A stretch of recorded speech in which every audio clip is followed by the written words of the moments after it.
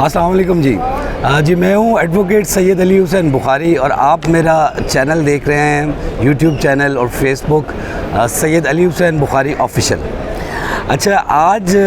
कोई 2-3 इम्पॉर्टेंट चीज़ें जो एनालिसिस है और बहुत सी ख़बरें भी सरगर्म हैं, उनके बारे में हम डिस्कस करेंगे कि नए चीफ़ जस्टिस साहब के आने के बाद इमरान खान साहब के बारे में क्या मामलात हैं और उनके साथ क्या होगा, चीफ़ जस्टिस साहब का क्या रवैया होगा पीटीआई के बारे में या खान साहब के बारे में, और बाकी जो पॉलिटिकल पार्टीज़ हैं उनके हवाले से चीफ़ जस्टिस साहब का क्या स्टैंड होगा। इसमें 2-3 चीज़ें जो कि बड़ी इम्पॉर्टेंट है डिस्कस करने वाली, वो सबको बल्कि पता होना चाहिए कि चीफ़ जस्टिस साहब जो हमारे अब नए चीफ़ जस्टिस हैं काजी फाइज़ ईसा साहब, इनके अगेंस्ट एक रेफरेंस जो है वो पीटीआई के दौरे हुकूमत में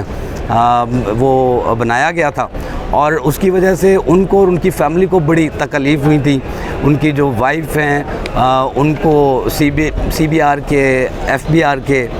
काफ़ी उनके चक्कर लगे और the reference was that the income of the CJ and his family is more than the asset they do have. So in view of that, in order to prove that case or their innocence, Chief Justice had suffered a lot और उसके बाद although उनके हक़ में फ़ैसला हो गया, लेकिन ये एक दाग पीटीआई पे है, खान साहब की गवर्नमेंट में भी है। although उन्होंने बाद में इसकी तरदीद कर दी कि ये जो एक रेफरेंस फ़ाइल किया गया था उनके दौरे हुकूमत में, वो इस्टेब्लिशमेंट के कहने पे किया गया था, उनकी मर्ज़ी शामिल नहीं थी। लेकिन बहरहाल ये हुआ और ये भी हम जानते हैं कि नवाज़ शरीफ साहब के बारे में या उनके मुतालिक जो है नए चीफ़ जस्टिस साहब जो हैं, उन्होंने माजी में उनको फेवर किया हुआ है उनके कुछ करप्शन केसेस में या कुछ उनको फेवर मिली है, तो उसमें इनका वोट जो था वो शरीफ फैमिली के साथ था। तो शरीफ फैमिली जो है वो बहुत सी उम्मीदें वाबस्ता करके रखी हुई है कि चीफ़ जस्टिस साहब आ जाएंगे, वो ये कर देंगे, वो कर देंगे, जो बंदयाल साहब ने नहीं किया। बल्कि बंदयाल साहब को तो कई अल्फाज ऐसे इस्तेमाल किए गए जो मैं बीइंग लॉयर इस्तेमाल नहीं कर सकता। इमरान खान साहब के बारे में कहा कि वो बहुत ज़्यादा उनकी फेवर करते हैं, बल्कि पीटीआई के जज हैं, तो उनकी उम्मीदें वाबस्ता हैं। लेकिन अब होगा क्या, जो जितना हम चीफ़ जस्टिस साहब को जानते हैं, साथ ही यहाँ से सुप्रीम कोर्ट लाहौर रजिस्ट्री है और यहाँ पे तमाम चीफ़ जस्टिस ऑफ पाकिस्तान वो आते रहे हैं और उनके मुतालिक जो सीनियर वकला हैं सुप्रीम कोर्ट के, वो राय रखते हैं। मैंने ख़ुद भी साकिब निसार साहब के साथ उनके दौर में काफ़ी काम किया। मैं ख़ुद भी बहुत सी चीज़ों को बड़े अच्छे से जानता हूँ, मेरी डिस्कशंस रहती हैं। तो इन सब चीज़ों को अगर हम देखें तो हमारे नए चीफ़ जस्टिस जो हैं, सबसे पहले तो हम उनका जो एक इनिशिएटिव है या उनका आते ही जो जिस तरह से उन्होंने अपने आप को बताया कि वो नया चीफ़ जस्टिस कैसा होना चाहिए या चीफ़ जस्टिस ऑफ पाकिस्तान कैसा होना चाहिए, वो अनप्रेसिडेंटेड था। It never happened in the history of Pakistan. सबसे पहले उन्होंने गॉर्ड ऑफ ऑनर या प्रोटोकॉल है वो नहीं लिया, उन्हें BMW दी गई, उन्होंने नहीं ली। आम जजेस की तरह जो एक टोयोटा करोला है वो ली। फिर इसी तरह से चीफ़ जस्टिस साहब ने इस चीज़ से भी इनकार कर दिया कि मेरे ऑफिस के बाहर जो है वो चीफ़ जस्टिस की नेम प्लेट लिखी जाए, बल्कि सिंपल एक सुप्रीम कोर्ट के जज की जो एक नेम प्लेट है वो लिखी गई। अपनी वाइफ को जब when he was taking oath at that point in time, his wife was standing beside him and it was symbolic of the fact, rather it was a clear sign that Chief Justice is giving the message that women should be respected and he is ardent advocate of women empowerment in Pakistan. ये एक खुशाइन चीज़ थी और इस हवाले से हम इसे relate करेंगे बाद में कि जो पीटीआई की ख़वातीन हैं बहुत सी दे आर इम्प्रिजेंट और since they are imprisoned and it's been 5 months they have been behind the bar and they are over there for political vindication और विंडेक्टिव जो भी केसेस हैं उनकी वजह से। तो रिलेट किया जा सकता है कि ख़वातीन के लिए कोई बड़ा काम करेंगे वो, क्योंकि ख़वातीन बेचारी कितनी दहशतगर्द हो सकती हैं, वो क्या कर सकती हैं, ये बात तो हमारा दीन भी कहता है, मज़हब भी कहता है। अच्छा, उसके अलावा हम देखें कि जो बहुत अनप्रेसिडेंटेड स्टेप कि उन्होंने आते ही लाइव ट्रांसमिशन तमाम चैनल्स पे की, ये सब शो करता है कि चीफ़ जस्टिस साहब जो हैं वो ज़रा डिफरेंट किस्म के बंदे हैं और वो इस तरह के बंदे हैं, इस तरह की शख्सियत के हामिल हैं कि वो आइन के ख़िलाफ़ तो कुछ होने ही नहीं देंगे, चाहे कोई भी कुछ भी कर ले, चाहे इस्टेब्लिशमेंट भी उनके साथ जो है वो अपने सींग आजमा के देख ले, ये ऐसा नहीं होगा। ऐसी कोई भी ऐसी चीज़ which would be anti constitution वो इस मुल्क में एक साल नहीं होने वाली, ये तय है। ये बात तो जो है उनके बिहेवियर से साबित हो गई। अब हम देख लेते हैं कि सबसे पहले कौन से ऐसे केसेस हैं जो मुल्क में बहुत अहमियत के हामिल हैं, लेकिन उन केसेस में बुनियादी हकूक़ जो हैं वो वायलेट हो रहे हैं या फिर कॉन्स्टिट्यूशन या आइन जो है उसकी बेहुरमती हो रही है। उन केसेस को अगर हम देखें जो आइन के ख़िलाफ़ हैं, किसी के बुनियादी हकूक़ के ख़िलाफ़ हैं, उनमें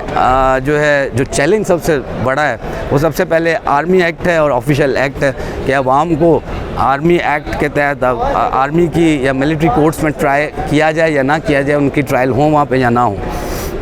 इसी तरह से बहुत से पीटीआई वर्कर्स हैं जो कि आम शहरी हैं और वो 5 माह से जो है वो उनमें बूढ़े और बच्चे भी हैं, ख़वातीन भी हैं, उनको पकड़ा गया है और उनको 5 माह से जो है वो they are behind the bars. ये एक चैलेंज है। उसके अलावा साइफ़र केस है, वो भी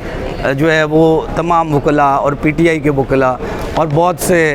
जो कानूनदान हैं वो कहते हैं कि वो एक बेसलेस केस है, एक सियासी केस है जिसमें ख़ान साहब को रिमांड के लिए नहीं पेश किया गया। उसकी बहुत से मामलात में उसमें लकूनाज हैं, जैसे कि उसकी जो लिटिगेशन है, जो सीक्रेट एक्ट बना उसमें भी सदर साहब ने साइन नहीं किए, उसको दोबारा एसेंट के लिए भेजा नहीं गया। इसी तरह से नैब के कुछ केसेस हैं, उसमें क्या होगा और इलेक्शंस 90 दिन में होंगे या नहीं होंगे, ये कुछ चैलेंजेस हैं। और फिर नवाज शरीफ साहब की प्रोटेक्टिव बेल भी है, जब वो आते हैं इधर और आएंगे, अगर प्रोटेक्टिव बेल मिलेगी तो वो जो है वो आगे जा सकेंगे, चल सकेंगे। तो इसमें मेरे ख़्याल से जो मेरा एक लीगल तज्ज़िया है, हमारे नए चीफ़ जस्टिस, मैं बल्कि खुशखबरी दूंगा आप लोगों को कि ये तमाम इन केसेस में जो कॉन्स्टिट्यूशन के ख़िलाफ़ हैं, चाहे वो इलेक्शंस की ताख़ीर है, चाहे वो पीटीआई वर्कर्स के बुनियादी हकूक़ जो उनके साथ बच्चों, ख़वातीन, बूढ़ों के साथ को रखा गया तहवील में, उनको कोई ना कोई रिलीफ़ मिलेगा। उसके अलावा ख़ान साहब जो बार बार पकड़ धकड़ हो रही है, वो हाई कोर्ट से अगर सुप्रीम कोर्ट में केस आ गया तो उस पर भी एक कॉन्स्टिट्यूशनल राइट भी है, चूँकि कॉन्स्टिट्यूशन इसको फेवर भी करता है, ख़ान साहब को भी रिलीफ़ मिलेगा। बार बार पकड़ धकड़ हो, चाहे साइफ़र केस हो और चाहे उनके ख़िलाफ़ कोई भी केस हो, वो जब सुप्रीम कोर्ट में आएगा तो चूँकि ये बहुत से केसेस जो हैं वो सियासी बुनियाद पे बनाए गए हैं, तो उनको जो कॉन्स्टिट्यूशन का जो कवर है वो ज़रूर दिया जाएगा और ये नए चीफ़ जस्टिस साहब देंगे। इसके अलावा एक पॉइंट सिर्फ रह गया कि ख़ान साहब को तो और पीटीआई के लिए तो जो नून लीग की ख्वाहिशात और तवक्कुआत के ख़िलाफ़ फेवर मिलेगी, वो इस वजह से नहीं मिलेगी कि पीटीआई के हामी हैं नए चीफ़ जस्टिस साहब। नए चीफ़ जस्टिस साहब आइन के हामी हैं और आइन की बात जो है, आइन के हिसाब से जो है कई मामलात में पीटीआई को रिलीफ़ मिल सकता है, ख़ान साहब को रिलीफ़ मिल सकता है। सिर्फ नवाज़ शरीफ का एक मामला रह जाएगा, वो प्रोटेक्टिव बेल का है, और प्रोटेक्टिव बेल अगर हाई कोर्ट से सुप्रीम कोर्ट में अगर आई तो ज़रूर उनको भी रिलीफ़ मिल जाएगा। प्रोटेक्टिव बेल सुप्रीम कोर्ट भी दे देगी अगर हाई कोर्ट उसको खारिज भी करती है। उसके अलावा एक पॉइंट, आखिरी पॉइंट मैं आपकी इजाज़त से चाहूँगा कि हो सकता है कि ख़ान साहब जो है वो रिहा तो हो जाए लेकिन इलेक्शन ना लड़ सकें। मेरा तज़िया है कि अगर वो नाअहल रहे, डिसक्वालीफाइड रहे, तो उसके बावजूद अगर ये केस काजी फ़ाइज़ ईसा के सुप्रीम कोर्ट में लग गया उनकी क्वालिफ़िकेशन या नाअहल होने के हवाले से, तो वो इनके टेन्योर में उनको जो है नाअहली से भी बचाया जाएगा। ये मेरा कुछ तज़ियात हैं और अल्लाह ताला हमारा हामी और नासिर हो, हमारे मुल्क को तरक्की दे और हम सब के लिए आसानियाँ पैदा करें। आमीन।